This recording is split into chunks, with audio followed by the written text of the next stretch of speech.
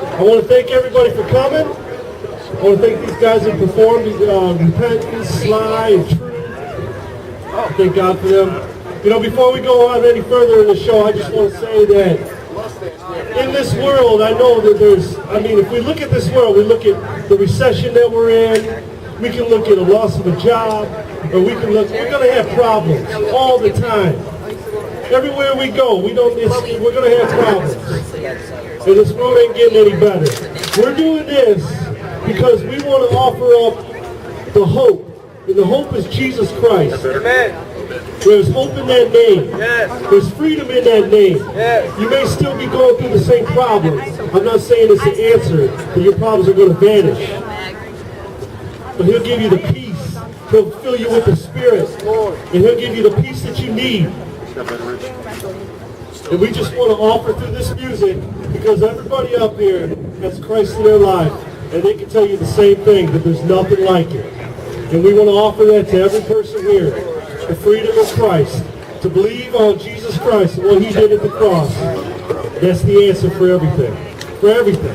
For peace in your life. If you're suffering through sorrows, if you're going through depression, if you are suffering financially, or whatever your problem is, He is the answer for everything. He is the hope for all of us. And I just thank Him for that. I thank Him for that. And I thank you guys for all being here. And right now I want to introduce a friend of mine. His name is Russell Duttridge. He's from the Christian Motorcycle Association. He's going to share a word with you as he rides up right now.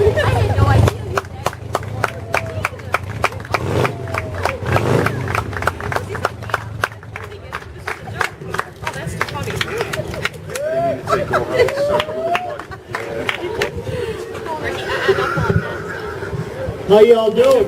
Good. That's one of my babies. My other baby's floating around here with it, rather around like mine. I'm Russ, like Brother Jerry said, and I always wasn't this put together. I was born and raised in the church, and when I got to be a teenager, I thought I knew better. So I decided I'm going to go out and do it my way. And I did. Drugs, alcohol, more drugs. In fact, me and my one cousin, we just lived down there on 4th. And it's funny because me and my wife went around the block, and one of the houses that was in front of the house we lived in is gone. And that was a sign to me that Satan had a hold of that house. And he had to get it out of the neighborhood. He's starting to clean up the neighborhood, Jesus says. One house at a time. We don't care. You know, one person at a time. Well, getting back to my testimony a little bit more, you know, as a teenager for quite a few years, about 10, 12 years, I was out in the world. You know, I did it my way. In and out of jail 3 times. And if anybody wants to know what it's like to be locked up, it's not fun. You always see on the show, you always see these guys in prison, they're so cool, they're, you know, not when you're sharing a dormitory with them. They're not your friend. The people out there on the street aren't your friend. They want to be your friend as long as you've got what they want. You know, and I ran the streets for quite a while. And I met my wife, and I thought I had it together. You know, I found a woman to settle down with, and, well, I ended up getting my 3rd DUI just before we got married. I wasn't even sure if I was going to be able to drive on our honeymoon. That's how well I had it together. I had to rely on my wife to take me everywhere before we got married. You know, I was dependent on her to take me places. It's supposed to be the other way around. The man's supposed to be the one taking the woman around, showing her a good time. All my buddies, I showed them a good time when we went to the bar. Oh, we had a great time. I'd come staggering home, you know, all stoned, all drunk. I had it together. I never missed work. I had it together. Well, one day I finally found out I didn't have it together. I was living a life of a chameleon. When I'm hanging around you, I could be just like you. When I'm hanging around you, I was just like him. You know, I could blend in, so I thought. Well, then the Lord said, enough's enough. You know, I want you back. So I hit my knees. Still drunk. I asked for forgiveness. And God is such an awesome God. He forgave me right then and there. And I hung up the drinking and the drugging. I just celebrated 20 years clean and sober. Never thought I'd reach that. I didn't have that bike. I didn't even have a bike when I was out in the world. That's how cool I was. I ran around with a bunch of bikers, but the Lord said, if I put you on, if I let you get on one of them, you're going to be dead, and I'm not ready for you. I have a work for you, and you're going to do it. I worked in the church. I had hair down to here. I was head usher at a church. It just proves that God can use you whatever way you are. If you're ugly like me, He can use you. Amen. That's right, brother. But then my calling was, I got the bike, and I was called into the Christian Motorcyclists Association. So now I get to witness to a lot of them guys like I was running around with years ago. I can show them how God can change your life. And it's not that difficult. And I know we can take back East Toledo, West End, South Toledo, North End, right in here. It encompasses most of Toledo. East Toledo, South Toledo, you know. I live in the West End. I thought, hey, I moved into a good area. I tell you what, people are getting robbed just blocks from where I live. So now it's time that we really get close to God. And I'm here to, and I hope all this sound and noise, whatever the people want to call it, is going out into this neighborhood and just ringing through these houses. And I hope some of these kids that hear it, they get interested and come on down this way to this parking lot. That's what it's all about. We can preach to the saved all we want. All it is a conversation with each other. But when we start witnessing to the unsaved, that's when God starts working through us. And that's what He wants. He didn't let me go through everything I went through and kept me safe and kept me alive so I could throw it all away. He has a work for me, and I plan on doing it. No matter how tough it gets. It's not easy. Anybody tells you it gets easy. I'm 48 years old, and it's getting tougher yet. Amen. A lot of times I go, man, I wish I was 18, I could do it all over again. And I'm thinking, I'm not sure I'd change anything. Because back then, I knew everything. You guys look young, you know everything, don't you? Mom and Dad, they don't know that. You know, they're just crazy old people. Times are different. Times are different. Yeah, let me see. Times were different way back then. I'm sure they were different way back when my parents were younger. It's getting tougher now, though. Sure is. So now we really got to reach out. And I found the quickest way to reach out is just live a life that Christ would want us to live. Amen. I don't need to go out there and thump people on the head with a Bible. I don't need to go out there and tell them I'm a Christian. Because if they see the way I live, they're going to know I'm a Christian. Exactly. And the biggest thing that they can do for me and my God is to come up to me and go, hey, Russ, I want what you got. What is it? How can you go through what you're going through and still keep the faith? Why haven't you picked up a drink? Why haven't you picked up a joint? What about them pills? They're easy to get to. Why don't you do them no more? Because I found out the life I'm living now, with all the struggles I have, is so much better than the life I lived back then. When I was happy running the streets, getting into trouble, living like the devil. Now, I can go through things and go, Lord help me. And He helps me. I gave up my business that I had for 30 years, making good money, because I started to lose money. And I'm going, Lord, why me? I'm doing everything you want. Why me? And I was putting my work and everything ahead of God.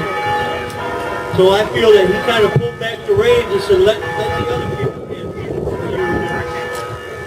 You don't need that no more. It's killing you physically. You don't need it no more. I'm going to pull you into something else. I didn't understand it then, but somebody told me. Somebody explained it to me. I have 2 motorcycles and I make about a quarter of what I used to make. You explain it. The only way that can happen is with God's help and through God. I don't drink, I don't smoke, well, they're saving money. But that don't mean, just because you give it all up, that everything's going to be peaches and cream. The life I live now is so much better. I look back now and I go, how did I even get up half the time in the morning? I'm getting to the point where I don't want to get up half the time. And back then, but all through God, who saved me, is the reason I can stand here right now, clean and sober for 20 years, talking to you guys in a parking lot on East Toledo. Praise God. The parking lot, we used to buy beer here at the food town that used to be here, because we could walk, because I didn't have a car, my cousin didn't have a car. That was such a good life. Well, I tell you what, I wouldn't give up my 2 bikes, my wife's bike, the motorcycle ministry for anything right now. If I could do it all over again, I wouldn't do it. If I was given a chance to go back in time, I'd say no thanks. Because I'm not sure that if I went back, that the Lord would have enough patience and let me make it this far again. Because I may end up killing myself. We really don't realize that when we see our friends and we laugh. I used to do it. Oh, they're drunk. That's funny. Watch that fool. How many of my friends could have got killed on the way home? How many of my friends that I have helped bring back to the Lord would have lost that chance? That I thought was funny.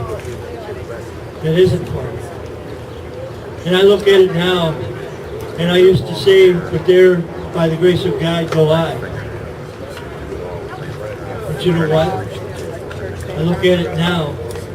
God help me. I hope that they make it home alive. I hope that they find God sometime in the near future. I'm sure a lot of you young guys, you're out there and you're going to school, and a lot of your friends are dabbling in the drugs and the alcohol, because it's happening at an earlier age now. What we need to do is we need to hit our knees and pray for them. And be there for them. Show them.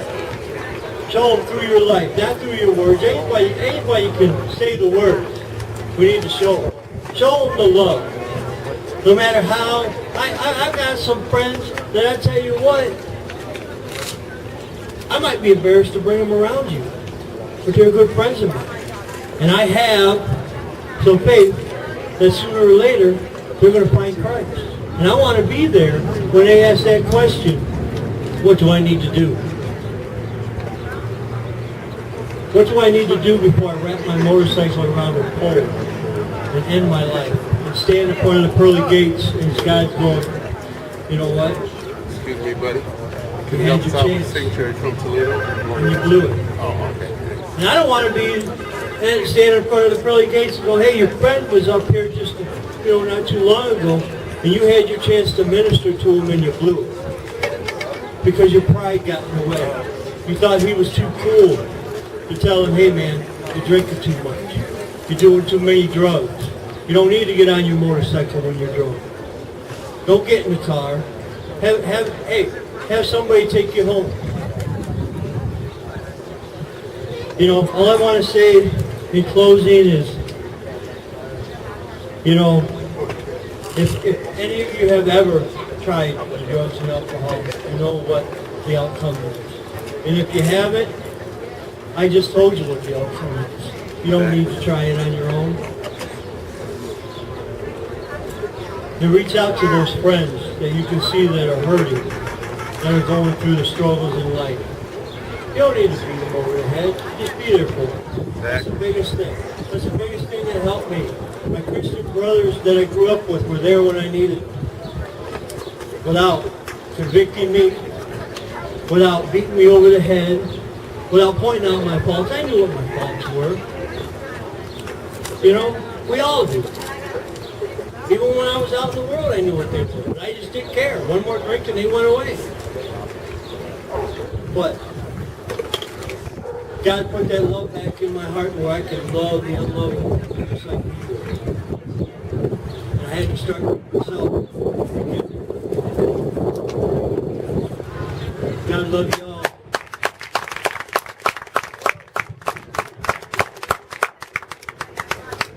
Yeah, that's awesome, man. Everybody, I always preach.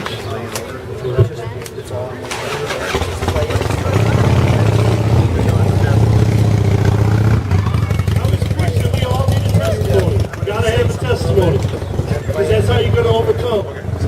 That's how you become an overcome. That's how you crush Satan's head with your testimony. Is that right? Amen! All right, we got another artist coming up, and it's a good thing you're here, because probably this time next year, you probably won't be able to get tickets because it's probably going to be all sold out. Yeah! Right? Yeah, boy! So it's a good thing you're here to check them out tonight, all right? The Set Free.